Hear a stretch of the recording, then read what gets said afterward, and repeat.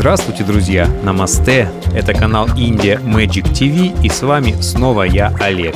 Сегодня 73-й фильм моего индийского видеоблога, рассказывающего о моих ежегодных посещениях этой интересной и загадочной страны.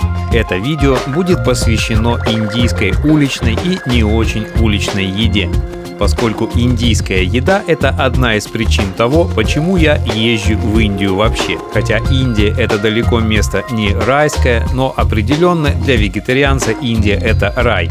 Кроме того, конечно же, в Индии могут найти себе блюда по вкусу не только вегетарианцы, но и люди с классическими кулинарными привычками. Конечно, с некоторыми ограничениями. Скорее всего, вам не удастся найти мясо коровы. В остальном же, в стране, которая называется Индия, проблем с мясом особых нет. И это просто один из мифов про Индию, что там все вегетарианцы. Точно такой же миф, как и то, что там все йоги. Конечно же, вегетарианцев в Индии больше, чем в любой другой стране. Их здесь около 60%. Но если взять оставшиеся 40% невегетарианцев в абсолютном исчислении, то получится, что невегетарианцев в Индии в несколько раз больше, чем население такой страны, как Россия. На самом деле, друзья, сегодняшнее видео не будет в последовательности хронологии моего блога. Это будет нарезочка про еду из разных моментов моего путешествия. Может быть, некоторые моменты вы уже видели или еще увидите в будущих видео. Какое-то время назад я уже делал на своем канале такое видео. Конечно же, сегодняшний фильм не будет повторять по сюжетам тот первый фильм с нарезками про индийскую еду. Итак, желаю всем приятного аппетита, друзья! Это Punjab Sweet Corner, что можно перевести с английского как «уголок пенджабской сладости». Это очень популярный ресторан в самом центре огромного рынка Карл-Баг в индийской столице Нью-Дели. Это уличная часть ресторана. Здесь есть еще обычный ресторан на втором этаже, не уличный. Вы приходите, садитесь, делаете заказ и кушаете. Но это место настолько популярно среди индийской интеллигенции, что когда я однажды захотел там покушать наверху, мне пришлось минут 20 ждать, пока освободится место. Но если наверху очень много народу и вам неохота ждать, то вы всегда можете поесть здесь внизу, в уличной части ресторанчика. Здесь у них не менее вкусно и очень экзотично. Если вы увидите когда-нибудь ресторан, в котором очень много прилично одетых индийцев, вы можете там покушать и никогда об этом не пожалеете. Здесь все просто нереально вкусно. Это североиндийская кухня. Аромат специй от этого соуса просто невозможно передать. Вряд ли вы попробуете этого в индийском кафе, находящемся где-нибудь в Европе. Здесь очень свежие специи, настоящие индийские повара и качественные продукты. Вот это пирожки-самосы, очень распространенное в Индии блюдо. А это, я даже не знаю, что такое, выглядит очень вкусно. Это какие-то сладости. Индийские сладости всегда приготовляются с использованием коровьего молока и топленого масла гхи. Как вы уже поняли, нижняя уличная часть ресторана – это своеобразный индийский фастфуд, но еда здесь очень разнообразна и приготовлена с индийской изощренностью. Вот это лапша, жареная с овощами, и видите, здесь добавляют какие-то соусы, какие-то шарики. Даже если вы и не голодны, но вам посчастливилось проходить мимо этого места, вы не удержитесь от того, чтобы попробовать какое-то блюдо. Здесь все чисто, аккуратно. Работники на раздаче одеты в униформу. Система здесь обычная для всех фастфудов. Вы выбираете блюдо, потом на кассе оплачиваете чек, заказ уходит вот этим людям, и они собирают для вас большую тарелку. Такая тарелка в Индии называется тали. Тарелка с несколькими отделениями. Вот видите, как это. От этого произошло название популярного индийского комплексного обеда, который также называется тали.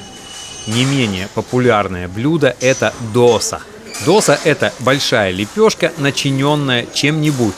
Сейчас у меня здесь так называемая рава масала доса. Внутри лепешки начинка из картофеля со специями. Доса всегда подается с соусом самбар и с соусом чатни. Другая очень популярная лепешка в Индии – это паратха. В данном случае у меня это алю паратха. Алю – это картошка, а паратха – это блюдо, лепешка. Так же, как и доса, паратха бывает очень разная. Бывает с картошкой, бывает с сыром, бывает с грибами. Все зависит от фантазии повара. Другие сверхпопулярные лепешки в Индии – это вот такие надутые лепешки пури. Пури жарят в фитюре в большом количестве масла, а подают с различными овощами, подливками и соусами. Обычно пури – это традиционный завтрак индийца. Когда вы завтракаете этими лепешками, они дают вам большой запас энергии. Но если вы следите за своей фигурой, не стоит кушать эти лепешки на ночь, вечером. Часто в обеденное время такие лепешки подаются на разных празднествах, торжествах, как часть праздничного угощения. В обычные будние дни лепешки пури доступны только утром. Во второй половине дня чаще всего лепешки пури перестают жарить. Такая особенность индийской кухни. Очень оживленный рынок в Старом Дели в районе метро Чандни-Човк очень известен среди индийцев своей уличной едой. Традиционно индийцы очень любят кушать вечером, когда садится солнце и спадает индийская жара. Вечером здесь, на Чандни-Човк, вы сможете отведать вот такие очень вкусные завертончики с сыром. Эти фаршированные индийские блинчики очень вкусные, и хочется их кушать еще и еще. Торговцы блинчиками занимаются этим всю жизнь, и они просто мастера своего дела. Вопреки распространенным мифам, вот в таких местах вы никогда не отравитесь. У этих продавцов годами сложившаяся своя клиентура, и если они засветятся на чем-то подобном, то их бизнесу и репутации придет конец. Вероятность травануться больше в каком-нибудь ресторане, где вы не видите, что и как вам готовят. На Чандни-Човк, кроме уличных торговцев, конечно же, есть и большое количество вот таких, как я их называю, полууличных кафешек. Здесь они называются дхабы, и в них любят кушать простые индийцы. Цены здесь ниже, чем в том же Punjab Sweet Corner. Публика победнее, но тем не менее тоже очень вкусно. Я заметил, что здесь на Чандни-Човк очень популярна вот такая штука, какая-то белая лапша. Я даже не пробовал ее никогда, почему-то мне не хотелось. Но покупателей здесь много, и среди индийцев эта штука очень популярна. Может быть, я сюда специально приеду, чтобы попробовать это. Не знаю, как оно называется. А это знаменитая индийская сладость. Джалеби. Да, это называется джалеби. Нечто вроде хвороста, пропитанного сахарным сиропом. Но джалеби – это блюдо уже для таких фанатичных, конкретных любителей сладкого, а мне почему-то жаль оставшихся зубов. Индийцы очень любят покушать, и кушают они всегда и везде. На всех рынках, которые даже, может быть, и не связаны напрямую с едой, всегда огромное количество мест, где можно поесть. Это Ладжпат Рай Electronic Market, большой рынок электроники и радиокомпонентов в том же районе Чандни-Човк. И даже прогуливаясь по этому чисто специфическому базару, вы никогда не останетесь голодным. Вместе с источниками бесперебойного питания, солнечными батареями и радиокомпонентами здесь продают лепешки и другую вкусную еду. Вот видите, здесь прямо на электронном рынке жарят лепешки параты.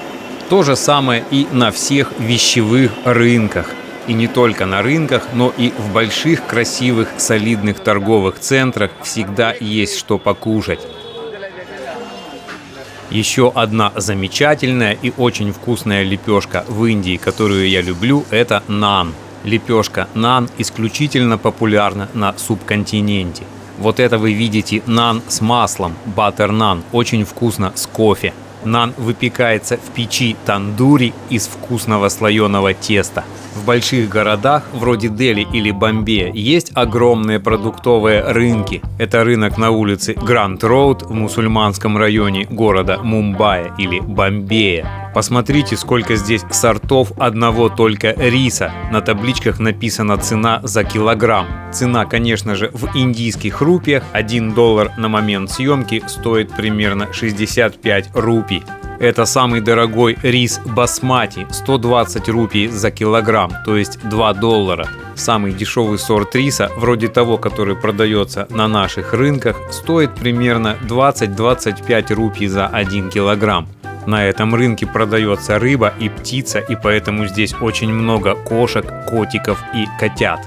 А это магазин чипсов и сладостей, тоже очень прикольные штуки здесь продают. Также на индийских рынках очень много фруктов, фруктовых салатов и свежих фруктовых соков. Продаются они здесь по очень низким, нереально низким для Европы ценам. Например, здесь, в Бомбее, недалеко от станции метро Гранд Роуд, стаканчик сока или молочного коктейля, сделанного с натуральным соком, обойдется вам всего 10-15 рупий. Здесь же можно отведать вот таких жареных пакор. Пакора – это овощи в кляре, которые жарят в фитюре. Они тоже бывают разные. Иногда для любителей поедания огня продают пакоры, сделанные из перца чили. Однажды я попробовал такие и понял, что несмотря на то, что я люблю острую еду, даже для меня это слишком. Для многих любителей покушать острота индийской еды может быть проблемой. Например, в ресторанчике в городе Пандичери нам принесли вот такой очень вкусный суп, похожий на борщ. Но он был настолько острый и перченый, что мы едва смогли его съесть. Если вы не можете есть острую пищу, то обязательно при заказе предупреждайте официанта об этом. Тогда, возможно, повар не будет класть в вашу еду много чили. А это интересное и необычное блюдо, называется оно шахи, качори. Это блюдо необычно тем, что сочетает в себе практически все существующие в природе вкусы.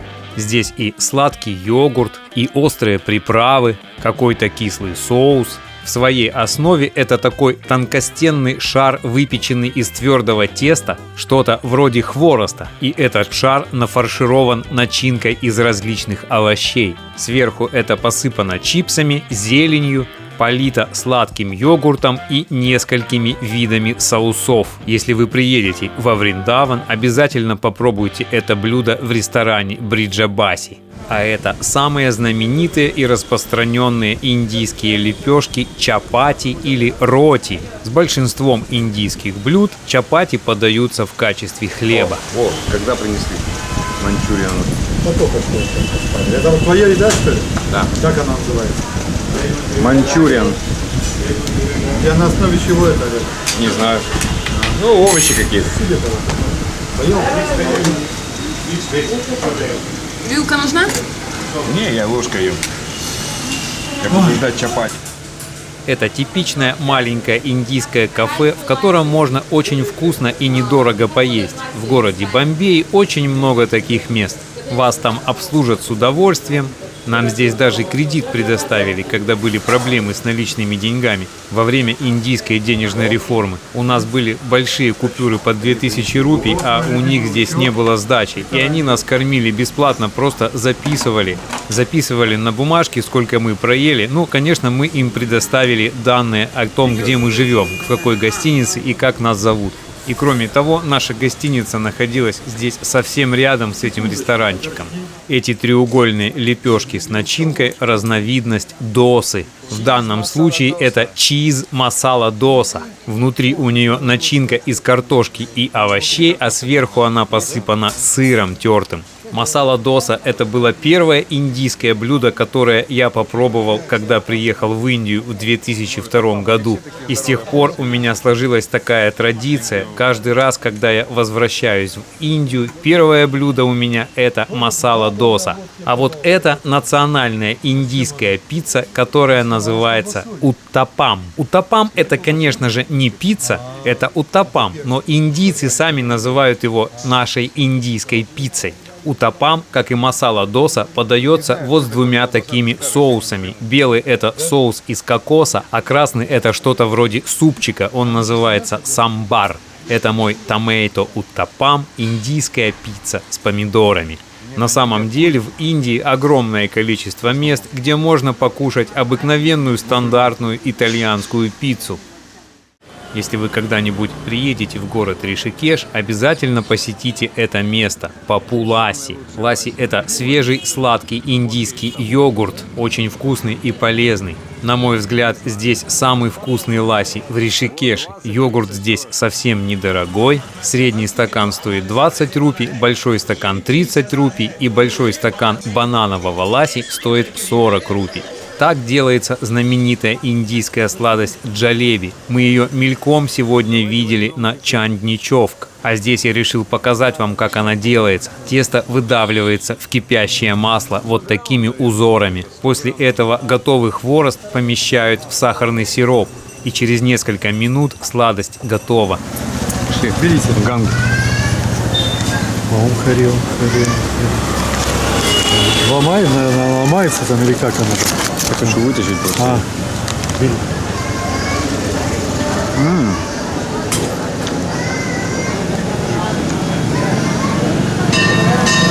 Очень вкусно. Очень сладко. А это ресторанчик Топи Вала на торговой улице Ришикеша. И я заказал себе одно из моих любимых блюд, которое называется малай кофта.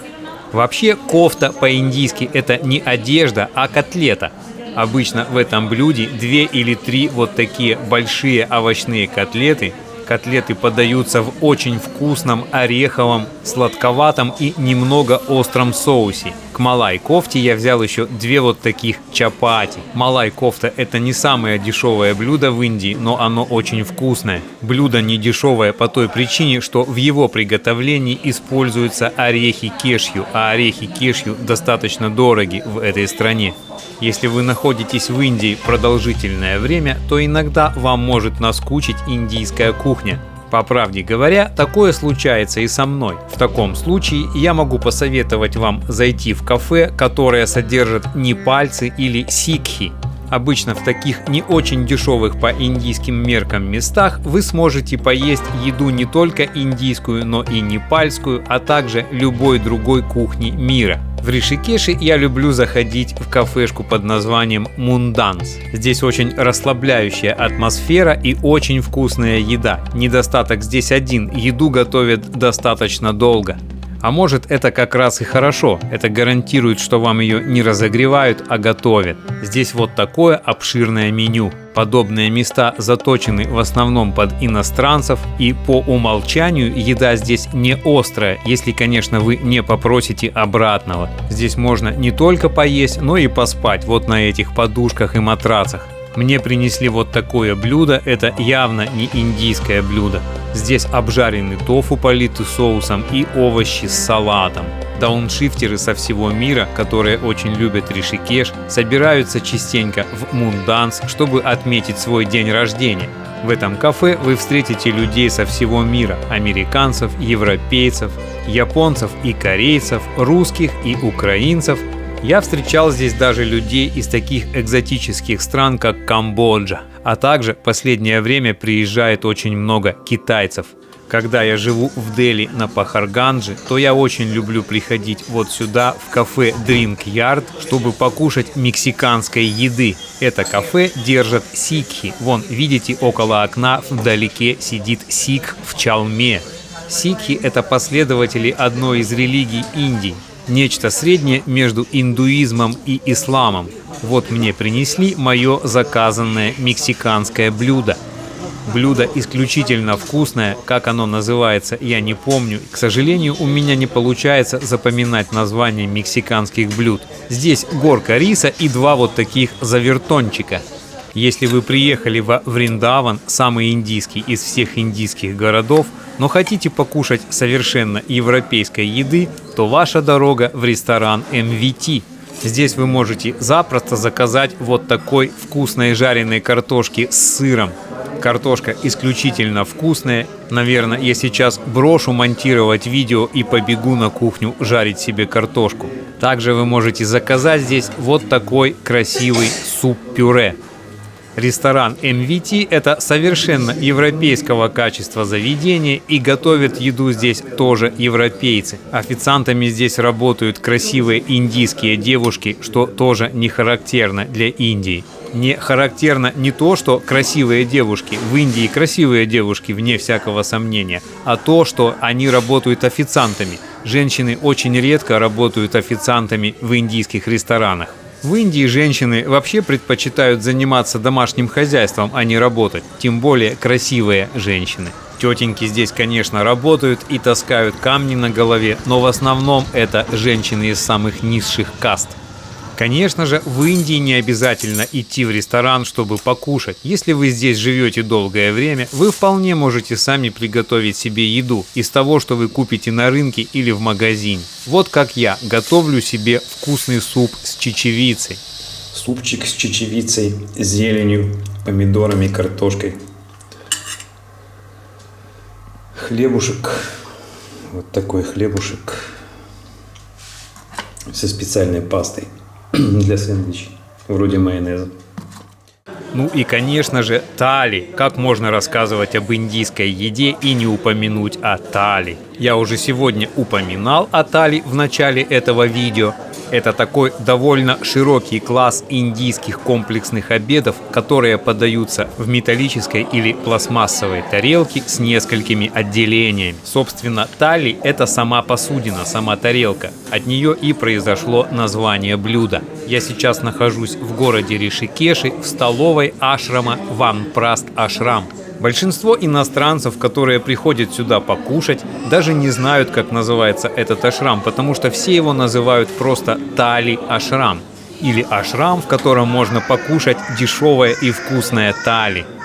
Вот я наконец-то дождался своего тали. Блюдо это здесь не всегда одинаковое, оно отличается. Например, днем одно, а вечером состав его немного другой. Кроме того, в разные дни недели повара также могут менять состав этого блюда.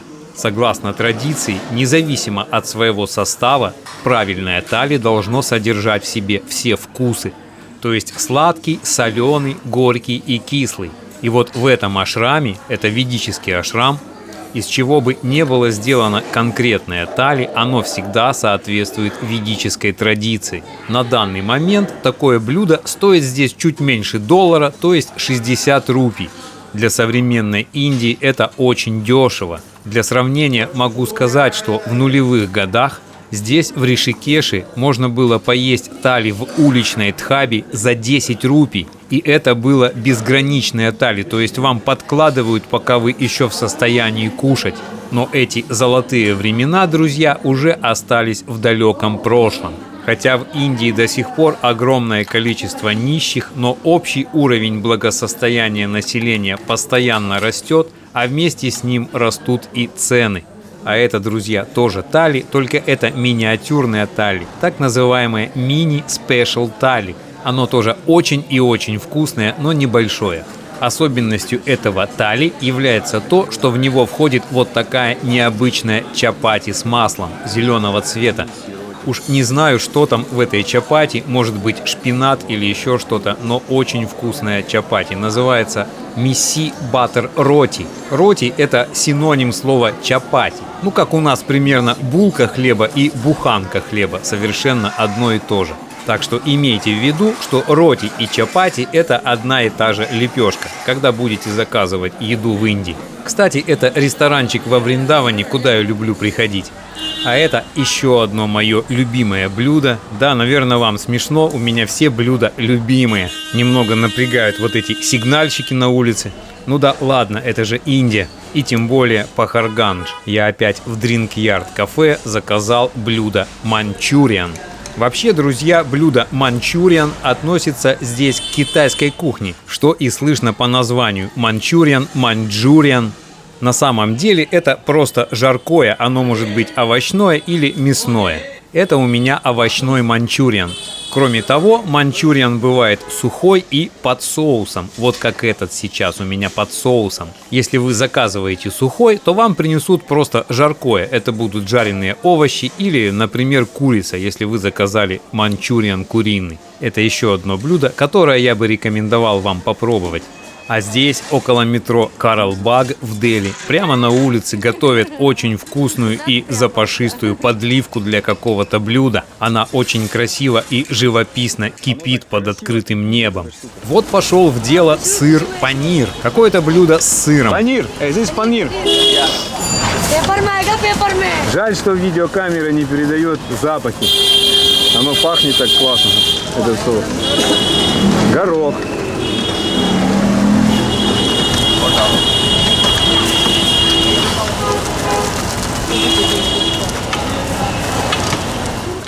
Ну и, конечно, индийский масала-чай с молоком и специями.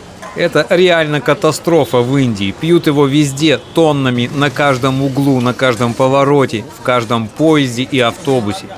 Ginger? Мы заказали у него чаю, у этого пацаненка. Я попросил его, чтобы он положил в чай побольше имбиря, а то бывают они жалеют имбирь. У меня там есть видео, как сделать масала-чай. Да. Старое еще такое, давно еще. У вас там тоже на вашей страничке? Да, там вот, посмотри. На. Приедем, там будем учиться. बंकी बैठा बंकी उस पे मंदिर पे बंकी I like this. И, конечно, в этом обзоре нельзя обойти вниманием тикки. Тикки – это по-нашему шашлыки. В Индии вы можете отведать как мясные шашлыки из курицы, так и вегетарианские тикки разных видов.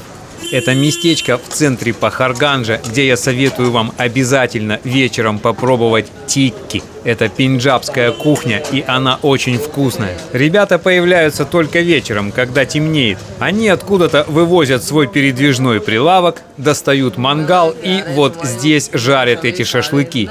Шашлычки у них бывают нескольких разновидностей, бывают из сыра панира, вот такие грибные, а также из тофу. Тофу – это соевый сыр, который очень распространен в Индии. В шашлыки добавляют различные специи, масло, сметану, какие-то соуса, подливки. Вы можете съесть эти шашлыки просто так вот кусочками или попросить, чтобы вам сделали завертончики. Тогда вам все это смешают с луком и завернут в большую тонкую лепешку, которую мы привыкли называть лаваш. Вот она, эта большая тонкая лепешка. Сначала он ее подсушивает над мангалом, а потом приступает к изготовлению завертона. Вот так это происходит. Я заказал завертончик с шашлыком из грибов. Сейчас он посыпает мелко нарезанным луком, очень много лука на самом деле, поливает сметаной, заворачивает, потом разрезает ножом пополам и все готово. Это мое любимое место с уличной едой на Пахаргандже, друзья. К сожалению, ребята выкатывают свою тележку только вечером, но работают они допоздна, часов до 11. Пахар – это такое место, где суета успокаивается очень поздно, в отличие от остальной Индии. На этом, друзья, я позволю себе закончить этот 73-й фильм моего индийского видеоблога. Я сделал этот фильм для вас, друзья, а также и для себя, потому что я очень скучаю по индийской еде, находясь сейчас далеко от Индии. А когда я монтирую кино про Индию, я как бы ненадолго туда возвращаюсь. Я надеюсь, что эта подборка вам понравилась, друзья. Делитесь этим видео в социальных сетях. Если вы не подписаны на мой канал, то напомню, что вы можете подписаться, чтобы не пропустить обновлений. С вами был Олег из Индии, или Мистер Шанти, как почему-то меня называют мои индийские друзья. Я желаю вам всего самого наилучшего, вкусной еды, не обязательно индийской, вообще вкусной. До встречи на канале India Magic TV, а может быть и в самой Индии. До свидания.